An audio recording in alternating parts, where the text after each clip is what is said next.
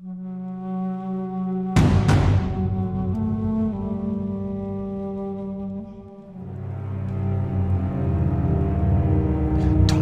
make a sound.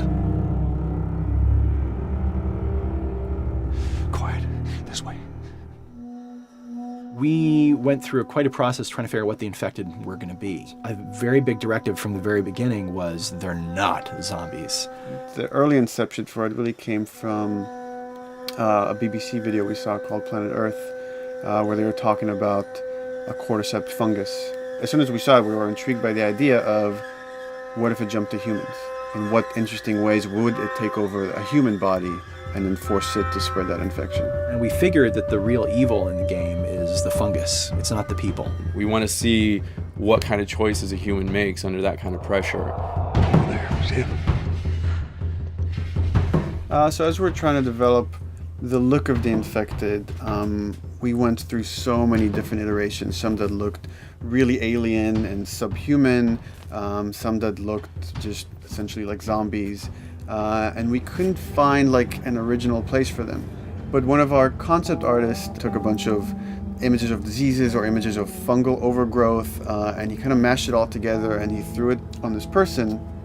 It was definitely very challenging to try to convert that 2D concept into 3D, getting kind of the feeling right from all different angles. This isn't some decaying corpse on the ground. This is a living thing that's going to be coming after you in the world.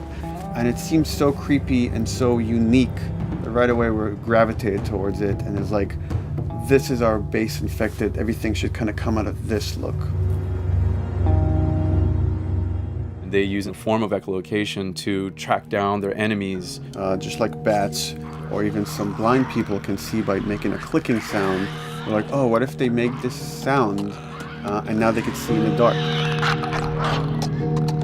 A sound that on its own wouldn't be very scary. And then to associate it with something that people in this world are very fearful of, so that as you're exploring an environment, all of a sudden you hear this click and you're seeing everybody just get frightened, just everybody duck, everybody hushes.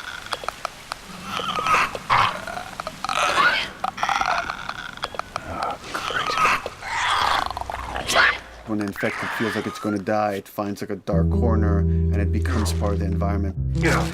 The fungus grows out of there, and if the fungus lingers there long enough, then spores will come out, and if people can breathe those spores, they become infected as well. Pretty much everyone in this world has had one of their loved ones at least become the infected, so they lost someone this way. It's a pretty brutal fate if you know you're headed down that path. You've got some hard decisions to make.